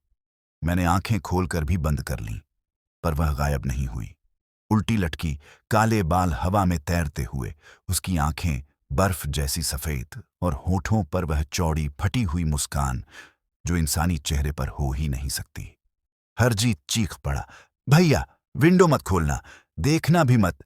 ओह, तेरे नाम से बोल रही है भैया, ये तेरे पीछे क्यों पई है? मेरे हाथ कांप रहे थे। मुझे नहीं पता कसम से नहीं पता मैंने क्या किया इसे। औरत अचानक खिड़की को अपने काले लंबे नाखूनों से खरोंचने लगी। Creek, creek, creek. कांच के ऊपर सफेद निशान पड़ने लगे, जैसे अभी टूट जाएगा। मैंने डर के मारे एक्सीलरेटर पूरा दबा दिया। ट्रक आगे कूदा, लेकिन वह औरत विंडो के साथ साथ उड़ रही थी। उसकी गति ट्रक से भी ज्यादा थी। हरजीत रोता हुआ बोला, भैया, ये इंसान नहीं, ये तो कोई बड़ा जिन्न है, कोई खतरनाक आत्मा। ये तू हीनू ढूंढ रही है। तू हीनू? मैंने दोबारा पूछा। क्यों भाई? मैंने क्या किया? मैंने किसका क्या बिगाड़ा? हरजीत बोला, यह कुछ तेरे अतीत से जुड़ा लगदा। कोई बात, कोई गलती, कोई कर्जा। मैं हिल गया। मेरी जिंदगी में कोई ऐसी घटना कभी नहीं हुई थी। मैंने औरत को कभी चोट नहीं पहुंचाई, न किसी हादसे में किसी मासूम को मारा। फिर यह औरत क्यों? अचानक औरत ने अपना चेहरा ट्रक की कांच पर जोर से दे मारा। ठाकाक! कांच लगभग टूट गया। दरारें फैलने लगीं। उसके चेहरे से काला धुआं निकल रहा था और वह दांत पीस रही थी। फिर उसने अपनी लंबी उंगलियां कांच में फंसाकर इसे बाहर की तरफ खींचना शुरू कर दिया। कांच धीरे धीरे बाहर को मुड़ रहा था, मानो वह अभी उसे पूरी तरह उखाड़ देगी। हरजीत चीखा, भैया, यह अंदर आ जावेगी, यह सानू खा जावेगी। मैंने ट्रक की स्पीड 100 कर दी। ट्रक हिल रहा था, मोड़ खतरनाक थे, पर मैं जान बचाने के लिए चला रहा था। सड़क के दोनों ओर सिर्फ अंधेरा और घना जंगल, और अचानक वह गायब हो गई। मैंने सांस छोड़ी। हरजीत बोला, गायब हो गई, भैया बच गए। लेकिन मेरा दिल कह रहा था, नहीं, अभी नहीं। और मेरा अंदाजा सही था। अगले ही पल ट्रक के बिल्कुल सामने एक आदमी खड़ा हो गया। ट्रक इतनी तेज गति से जा रहा था कि मैं ब्रेक नहीं लगा पाया।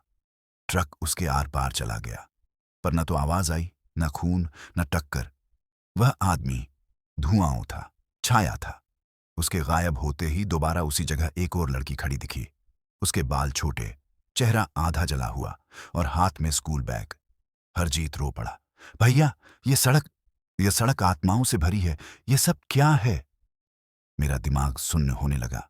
ट्रक की हेडलाइट झिलमिलाने लगी और अचानक सड़क पर दर्जनों परछाइयां खड़ी हो गईं। बच्चे, औरतें, बूढ़े, जली हुई आकृतियां, सभी शांत, बिना हिले डुले सड़क के दोनों ओर देखकर खड़े थे।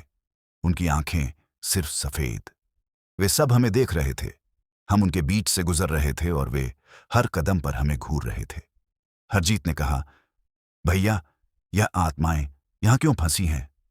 मैंने धीमे से कहा, या तो कोई श्राप है या कोई बहुत बड़ा हादसा। ट्रक आगे बढ़ता गया और फिर जंगल खत्म हुआ। हम एक पुराने जर्जर पुल पर पहुंच गए। पुल टूटा हुआ था। बचन चेतावनी का बोर्ड पड़ा था। खतरा, पुल जर्जर है। मैंने ट्रक रोका। हरजीत बोला, भैया, अब क्या करें? पीछे जंगल, आगे टूटा पुल। मैं कुछ कह ही रहा था कि पुल के दूसरी तरफ एक आकृति दिखाई दी। वह औरत, लाल घाघरे वाली, धीमे धीमे चलती हुई हमारी तरफ आ रही थी। लेकिन यह पहली बार था कि उसके साथ वह छोटी बच्ची नहीं थी। औरत अकेली थी, लेकिन उसकी चाल शांत, धीमी और बेहद खतरनाक, जैसे शिकार को देखकर शिकारी नजदीक आ रहा हो। हरजीत फुसफुसाया, भैया, ओ पुल पार कर रही है, वो सानू नहीं जाने देगी। और अचानक पुल के नीचे से दर्द भरी चीखें उठने लगीं। हाँ, हाँ, बचाओ, बचाओ, हम मर गए, हमें मुक्ति दो, ड्राइवर, ड्राइवर। मेरे रोंगटे खड़े हो गए। हरजीत बोला, भैया, यह पुल, यह कोई साधारण जगह नहीं, यह मौत की सड़क है। औरत अब और करीब थी। उसके चेहरे पर कोई भाव नहीं था, लेकिन उसकी आंखों में मेरे लिए सीधी नफरत थी। और वह धीमे से बोली, रघुनाथ, तू नहीं बचेगा। मैंने डर के मारे गियर डाला, ट्रक पुल पर उतार दिया। हरजीत चिल्लाया, भैया मत जाना, पुल टूट जाएगा। लेकिन पीछे मौत थी, आगे पुल था और बीच में हमारी किस्मत।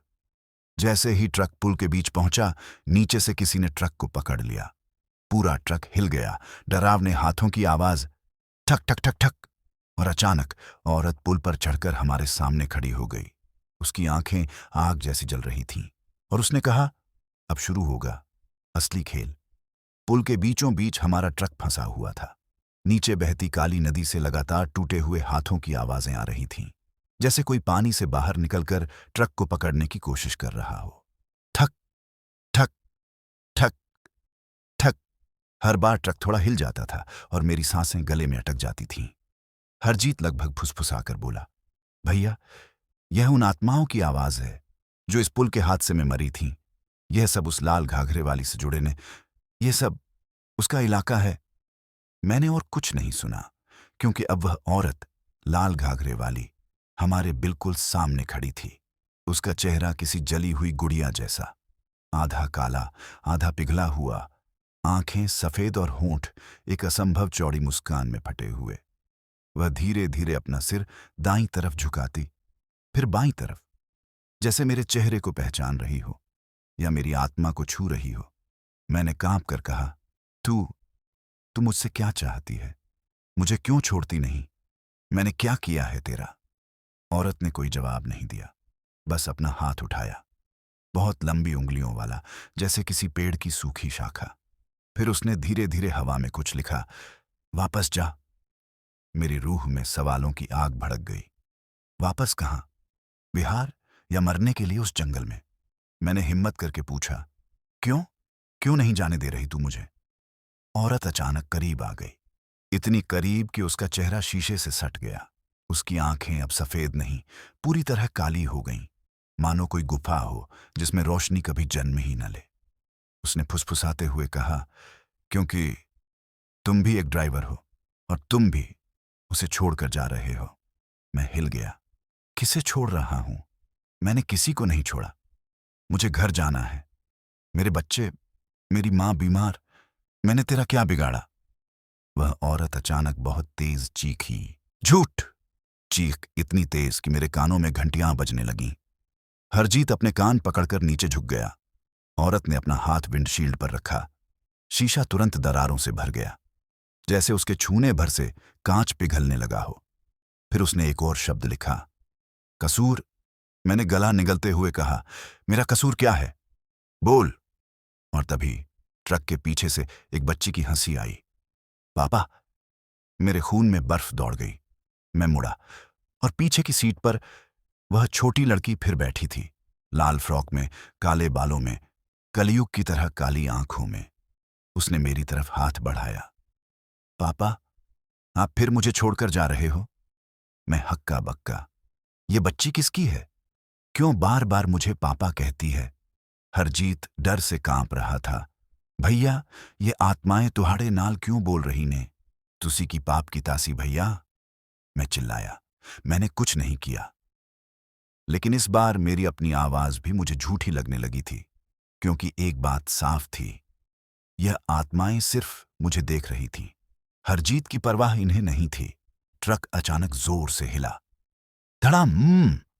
ऐसा लगा जैसे नीचे से दर्जनों हाथ पकड़कर ट्रक को खींच रहे हों, पुल की तरफ, नीचे की नदी में। हरजीत चिल्लाया, भैया, पुल टूट रहा है। मैंने तुरंत एक्सीलरेटर दबाया। ट्रक दहाड़कर आगे बढ़ा, लेकिन लाल घाघरा वाली औरत सीधे हमारे सामने आ गई। उसने हाथ उठाया और पूरा पुल चीखने लगा। हाँ, लोहा, पत्थर, लकड़ियां, सब एक साथ चीख रहे थे। क्रा ग्रा क्रीक। अब पुल का अगला हिस्सा टूट रहा था। हरजीत घबरा कर बोला, भैया, अगर तू ट्रक रोकेगा हम मर जाएंगे। मैंने गियर बदला और पूरी ताकत से ट्रक को आगे धकेला, और फिर ट्रक हवा में उछल गया। पुल का टुकड़ा नीचे गिर चुका था। हम हवा में थे, उड़ते हुए मौत की तरफ। मैंने आंखें बंद कर लीं। हरजीत ने वाहे गुरु चिल्लाया, और तभी ट्रक धड़ाम से दूसरी तरफ सड़क पर गिरा। टायर फिसल गए, ट्रक घूम गया। हम दोनों उछलकर सीट से टकराए। मैंने तुरंत ब्रेक दबाया। ट्रक रुक गया। हम दोनों सांसें फूलते हुए एक दूसरे को देखने लगे। हम बच गए थे, पर नहीं। सामने सड़क पर वह औरत फिर खड़ी थी, इस बार बिल्कुल शांत, चेहरा सीधा मेरी तरफ। और उसने कहा, अब तू भाग कर कहाँ जाएगा? रघुनाथ, पुल से किसी तरह बचकर सड़क के दूसरी ओर पहुंच जाना। यह जीत नहीं थी, यह सिर्फ अगली दहशत की शुरुआत थी, क्योंकि सड़क के बीचों बीच वह औरत फिर खड़ी थी, लाल घाघरा, झुका हुआ चेहरा, सफेद ठंडी मृत आंखें और उसके होठों पर वह खतरनाक मुस्कान जो किसी इंसान की नहीं हो सकती। मैंने ट्रक का हॉर्न बजाया, पर वह हिली भी नहीं, जैसे उसे पता हो कि मैं उसे कभी कुचल नहीं पाऊंगा। हरजीत की सांसें टूट रही थीं। भैया, ये क्यों नहीं छड़ रही तुहानू? क्यों हर बारी तुहाड़े सामने खड़ी हो जाती है? ये किसे ढूंढ रही है? मैंने धीरे से कहा। किसे ढूंढ रही है? शायद मुझे ही। हरजीत रोते हुए मेरी तरफ मुड़ा। भैया, तुसी की गलती कीती सी? यह आत्मा तुहाड़े पीछे क्यों पई है? मैं चीख पड़ा। कसम से, मुझे नहीं पता। मैंने किसी को मारा नहीं, किसी औरत को तकलीफ नहीं दी, किसी बच्चे को नहीं छोड़ा मरने। फिर यह मेरा नाम क्यों ले रही है? लेकिन यह चिल्लाहट सिर्फ हवा में घुलकर खो गई। सामने वह औरत धीरे धीरे अपना सिर उठाने लगी, और जैसे ही उसका चेहरा पूरी तरह दिखाई दिया, मेरा दिल धड़कना बंद हो गया। क्योंकि इस बार उसका चेहरा वैसा नहीं था जैसा हमने पहले देखा था। उसका चेहरा आधा जला नहीं था, वह आधा सड़ा हुआ था। मांस टपक रहा था, गाल की हड्डी बाहर दिख रही थी, आंख की जगह अंदर की काली गुफा दिख रही थी। और फिर उसने बोलना शुरू किया। उसकी आवाज इस बार सिर्फ एक नहीं थी, जैसे 100 औरतें और 100 बच्चे एक साथ फुसफुसा रहे हों। तूने मुझे छोड़ा था, मैंने कांपते हुए कहा। नहीं, मैंने किसी को नहीं छोड़ा, मैंने किसी को नहीं मारा, औरत ने चीखते हुए कहा। झूठ! उसकी चीख इतनी भयानक थी कि ट्रक के शीशे फटने लगे, डैशबोर्ड हिलने लगा, हमारी सांसें रुक गईं। अचानक ट्रक के पीछे धड़ा बूम, कोई भारी चीज गिरी। हम दोनों उछल गए। मैंने रियर व्यू मिरर देखा। पीछे सड़क पर दर्जनों परछाइयां खड़ी थीं। बच्चे, औरतें, बूढ़े, पुरुष, सब धुआं जैसे बनते और मिटते। उनका शरीर नहीं, सिर्फ परछाई। हरजीत ने डर से हकलाते हुए कहा, भैया, यह सारी आत्माएं, ओ तुहाड़े आसपास क्यों खड़ी ने? किस गलती की सजा दे रही ने? मैंने अपनी आंखें बंद की। मेरे अंदर खुद से नफरत उठने लगी। क्या मैं सच में किसी की मौत की वजह था? क्या मैं किसी हादसे का अपराधी था? क्या मैं किसी की मदद करने में देर कर गया था? पर मैं हमेशा कहता था, नहीं, मैंने कभी किसी को ऐसा दर्द नहीं दिया। और तभी वह बच्ची हमारे ट्रक के बीच में प्रकट हुई, हवा से बनी हुई, लेकिन बिल्कुल साफ। लाल फ्रॉक, काली आंखें, सूखे होंठ। उसने मेरी तरफ हाथ बढ़ाया, जैसे पहले भी किया था, और कहा, पापा, घर मत जाओ। मैंने चीख कर कहा, मैं तेरा पापा नहीं हूं। तू कौन है? मुझे क्यों बुला रही है? बच्ची मुस्कुराई, धीरे धीरे फटी दर्द भरी मुस्कान, और बोली, तूने मुझे भी रास्ते में छोड़ा था। मेरे पूरे शरीर में बिजली दौड़ गई। क्या? मैंने किसे छोड़ा? कहां? कब? कौन थी तू? बच्ची ने जवाब नहीं दिया। उसकी आंखें काली से लाल होने लगीं। उसका चेहरा पिघलने लगा, जैसे किसी ने आग में झोंक दिया हो। वह हंसी। तुझे याद नहीं? लेकिन मुझे याद है। मैंने सिर पकड़ लिया। मेरे अंदर का डर अब शक में बदल रहा था। क्या सच में मेरे अतीत में कुछ ऐसा था जो मुझे याद नहीं? किसी की मौत, किसी का दर्द, किसी की विनती। क्या मैंने किसी को सड़क पर छोड़ा था? हरजीत ने मेरी तरफ देखा। उसकी आंखों में दया थी, डर भी था।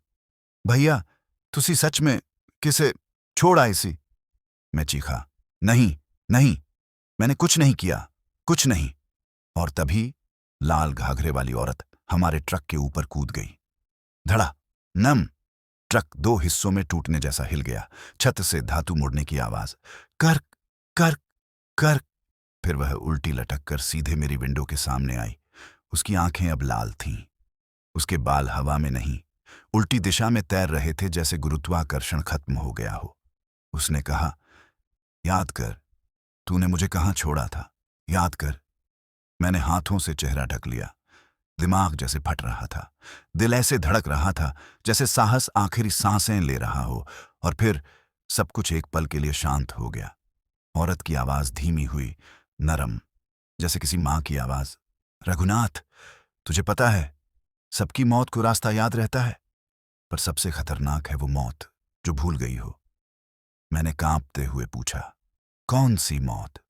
औरत ने पहली बार पूरी मुस्कान रोक कर कहा, तेरी वजह से हुई मौत। हर चीज मेरे अंदर टूट गई। लेकिन मुझे अभी भी कुछ याद नहीं आ रहा था। हरजीत ने कहा, भैया, अगर तुस्सी अपनी गलती याद नहीं करोगे, ये आत्माएं तुहानू जिंदा नहीं छोड़नगी। मैंने ट्रक स्टार्ट करने की कोशिश की, पर चाबी घुमाते ही डैशबोर्ड पर लिखा प्रकट हुआ, याद कर, और ट्रक बंद हो गया। औरत शांत होकर बोली, भागना बंद कर, सच का सामना कर। ट्रक बंद था, चाबी घुमा रहा था, पर हर बार डैशबोर्ड पर वही शब्द उभर आता, याद कर। जैसे ट्रक मशीन नहीं, कोई चेतनात्मा बन चुका हो। हरजीत सहमा हुआ मेरी तरफ देख रहा था। उसकी आंखों में पहली बार डर से ज्यादा सवाल दिख रहा था। भैया, सच सच दसो, तुसी कदे किसे नू सड़क ते अकेला छड्डिया सी? किसे दुर्घटना में? कोई बच्चा, कोई औरत? मैंने गुस्से और डर के बीच कहा, नहीं, मैंने कभी नहीं, कभी भी नहीं। लेकिन मेरी अपनी आवाज भी मुझे झूठी लग रही थी, क्योंकि एक बात तय थी, लाल घाघरा वाली मुझे ही ढूंढ रही थी। जैसे मेरा नाम उससे जुड़ा हो, जैसे मैं उसके अतीत का हिस्सा हूं। मैंने सीट पर सिर टेका। अचानक सिर में तेज दर्द उठने लगा, जैसे कोई पुरानी याद बाहर निकलने को चीख रही हो। मैंने आंखें बंद की और तभी मेरे सामने एक धुंधला दृश्य उभरा। कड़कती बारिश, फिसलता पहाड़ी रास्ता, किसी का तेज रोना, एक हादसा, एक ट्रक और एक औरत की चीख, रुको! मैं हड़बड़ाकर आंखें खोल बैठा। हरजीत बोला, भैया, तुहानू कुछ याद आ रहा? मैं बुरी तरह कांप रहा था। मैंने कहा, हाँ, कुछ कुछ टूटी फूटी तस्वीरें, जैसे अतीत मुझे खींच रहा हो। लेकिन सच्चाई अभी भी धुंध में थी। उसी समय हवाओं में एक बेहद भारी कराहती आवाज फैली, याद कर। जैसे 100 लोगों की पीड़ा एक साथ बोल रही हो। ट्रक हिलने लगा। छत पर फिर धमाके, धड़ाम धड़ाम धड़ाम। हरजीत सीट से चिपक गया। भैया, ओ फिर आ गई छत पर। ओ तुहाड़े दिमाग से खेल रही। ओ तुहाड़े अंदर की गलती याद करवाना चाहती। मैंने कांपते हुए खिड़की से बाहर देखा। छत का सिर्फ एक कोना दिख रहा था, लेकिन उस कोने में लंबे बाल लटक रहे थे। अचानक वे बाल ऊपर खींच गए, जैसे कोई वहां चढ़ रहा हो। हरजीत फुसफुसाया, भैया, ओ छत से अंदर आने की कोशिश करेगी। ओ तुसी गलती कबूल न की थी, ते आज रात असी दोवें मर जाएंगे। मैंने कहा, कोई गलती नहीं है, कुछ नहीं है। मैं दोषी नहीं हूं। पर मेरे अंदर कुछ टूट रहा था। यादें, बहुत गहरी यादें, जो दबी हुई थीं कहीं भीतर। अचानक ट्रक की खिड़की के बाहर कुछ और दिखा। दाईं तरफ सड़क पर एक बाइक पड़ी थी, टूटी हुई। उसका टायर घूम रहा था, हैंडल मुड़ा हुआ, खून के धब्बे सड़क पर। हरजीत धीरे से बोला, भैया, ये किसकी बाइक है? ये तो अभी अभी गिरी लगती है। मैं उतरने ही वाला था कि अचानक बाइक के पास एक महिला का साया खड़ा हो गया। बिना चेहरा, बिना आंखों वाला, सिर्फ एक साया, और उसके हाथ में लाल घाघरा था। मैंने डर के मारे दरवाजा बंद कर दिया। हरजीत चीखा, भैया, ये वही है। ओ तुसी कदे देखी सी इस बाइक दे नाल कोई हादसा? मैंने आंखें बंद की और दिमाग को झकझोरा, और एक दृश्य साफ होने लगा। एक संकरी पहाड़ी, सड़क, एक बाइक, बारिश। मैं ट्रक चला रहा था। किसी ने मुझे रुकने के लिए चीख कर कहा, पर मैं डर गया था और गाड़ी रोकने की बजाय तेज कर दी थी। मैं सांस रोक कर रह गया। हरजीत बोला, भैया, बोलो, क्या याद आ रहा?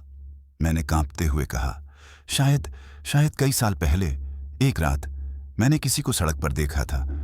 हरजीत की आंखें फैल गईं और मैंने गले से आवाज निकालकर कहा, वह लड़की थी, बारिश में जली हुई बाइक के पास रो रही थी, मदद के लिए। और मैं डर गया था, पुलिस झमेले से, हादसे के आरोप से। मैंने ट्रक नहीं रोका था।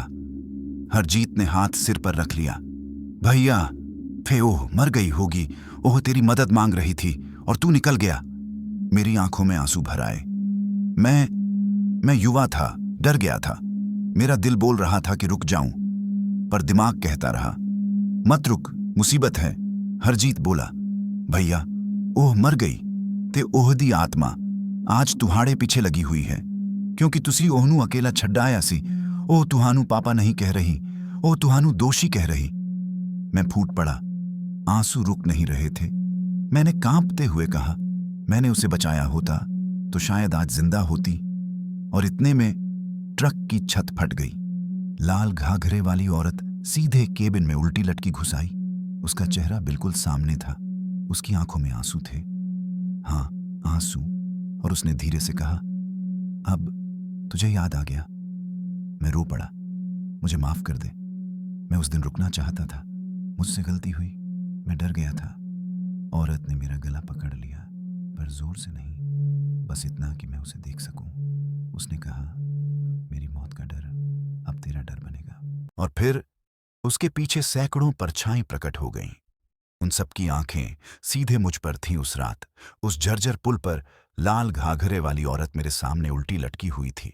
उसके काले बाल मेरे चेहरे को छू रहे थे। उसकी आंखें अब सफेद नहीं, लाल जलती हुई राख जैसी थीं।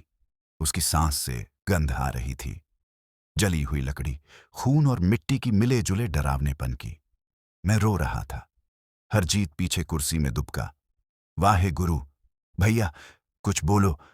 ओह, तुसी नाल गुस्सा है। लेकिन मैं बोल ही नहीं पा रहा था, क्योंकि उस औरत की आंखों में पहली बार गुस्सा कम और दर्द ज्यादा दिख रहा था। उसने अपना हाथ मेरे चेहरे पर रखा, ठंडा बर्फ जैसा हाथ, और बोली, तू रुक जाता तो मैं बच जाती। मेरे शरीर से जैसे जान निकल गई। मैंने कांपते हुए कहा, मैं डर गया था। मुझसे गलती हो गई। मैंने सोचा पुलिस केस मुझे फंसा देंगी। मैं रुक नहीं पाया। औरत की आंखें भर आईं। हाँ, यह सच था। एक आत्मा रो रही थी। वह बोली, मेरी बाइक फिसल गई थी। मैं जिंदा थी। मुझे मदद चाहिए थी। बस एक आदमी चाहिए था जो मेरा हाथ पकड़ ले। मैंने अपना चेहरा ढक लिया। मुझे माफ कर दे। मैंने जानबूझकर नहीं किया। मैं इंसान था, कमजोर, डरपोक। औरत अचानक चीखी। और मैं क्या थी? इंसान नहीं थी। मेरी जान की कीमत नहीं थी। उसकी चीख से ट्रक की छत फिर से दहाड़ उठी। धड़ा। हरजीत चीख कर पीछे हट गया। भैया, यह तेरी गलती की आग है। ओह दी आत्मा तैनू जवाब मांग रही। मैंने हाथ जोड़ दिए। मुझे माफ कर दे। मैं सच में भूल नहीं पाया वो रात। बस दिमाग ने उसे दफन कर दिया। पर आज सारी यादें लौट आईं। औरत धीरे धीरे नीचे उतरी, अपने पैरों को आगे की सीट पर रखते हुए, और अब वह बिल्कुल मेरी आंखों के सामने खड़ी थी।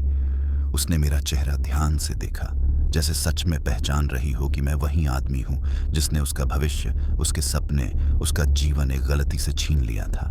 उसके होंठ फटे हुए थे, लेकिन आवाज बहुत साफ थी। आज से पहले किसी ने मेरा चेहरा नहीं देखा। नीचे नदी में पड़ा रहा, इस पुल पर। मेरी आत्मा हमेशा इंतजार करती रही कि कोई मुझे बचाने आए। मैंने रोते हुए कहा, मैंने गलत किया। मुझे रुकना चाहिए था। मुझे रास्ता छोड़कर भागना नहीं चाहिए था। औरत बोली, तू ही अकेला नहीं था जिसने मुझे देखा था, पर तू पहला था जिसने मोड़ काट कर जाने का फैसला किया। उसकी बात मेरे सीने में तीर की तरह लगी। हरजीत ने धीरे से कहा, भैया, ओह बस, सुने दी कोशिश कर रही। तुसी उस दिन मदद करते थे, आज आत्मा मुक्त हो जांदी। औरत ने हरजीत की तरफ देखा। उसकी आंखें थोड़ी नरम हुई। फिर उसने मेरी तरफ उंगली उठाई। अब तू मुझे मुक्त करेगा या तू भी यहीं फंस जाएगा, सदियों तक, जैसे मैं फंसी रही। मैंने कांपते हुए कहा, कैसे? मैं क्या करूं? औरत धीरे धीरे ट्रक से उतरकर पुल के टूटे हिस्से की तरफ चलने लगी। हम दोनों उसकी तरफ देखते रह गए। उसने पुल के किनारे जाकर नीचे इशारा किया। नीचे अंधेरे में काली नदी और उसके किनारे एक टूटी हुई पुरानी बाइक आधी मिट्टी में ढंसी हुई। मैंने देखा, बाइक का नंबर प्लेट आधा जला हुआ था, पर जो हिस्सा बचा था उसमें लिखा था BR 0611। मैं समझ गया, वह मेरी नज़र के सामने मरने को छोड़ दी गई थी, और अब वह चाहती थी कि मैं उसके शरीर के अवशेष ढूंढकर उसे मुक्त करूं। हरजीत बोला, भैया, ओह अपने शरीर तक तुहानू ले जांदी ताकि तुसी ओह दी अंतक्रिया कर सको। उसे दी आत्मा मुक्त हो जाएगी। औरत ने मेरी तरफ देखा। अब उसकी आंखों में क्रोध नहीं था, बस इंतजार था, जैसे कह रही हो, आ, अब तो मेरे पास आ जा। जिस दिन तू गया था उस दिन मैं तेरे पीछे आवाज लगा रही थी। मैंने कदम बढ़ाना शुरू किया। हरजीत चिल्लाया, भैया, रात है, अंधेरा है, नीचे नदी है, खाई है, मत जाओ, मरो मत। मैंने शांत होकर कहा, मेरे पाप का अंत भी इसी सड़क पर होगा और उसकी मुक्ति भी। मैं पुल के किनारे गया, काले पानी में नीचे देखा, मंद मंद लहरें और बीचों बीच एक आकृति दिखाई दी। एक औरत का शरीर पानी में उल्टा पड़ा हुआ, बाल लहरों में तैरते हुए। मैंने उसे देखते ही सांस रोक ली। वह वहीं थी, मेरी वजह से मरी हुई। अब उसकी आत्मा मेरे सामने खड़ी थी और उसने कहा, अब मेरा अंतिम सफर पूरा कर। नीचे काली नदी हल्की हल्की लहरों के साथ बह रही थी और उन लहरों के बीच जो आकृति तैर रही थी वह मेरी रूह को चीरने के लिए काफी थी। एक औरत का शरीर, सीधा नहीं, उल्टा पड़ा हुआ। उसके बाल पानी में फैलकर अंधेरे में किसी साए की तरह झूल रहे थे। कपड़े फटे हुए, कुछ हिस्से लकड़ी में उलझे, कुछ पानी में डूबे।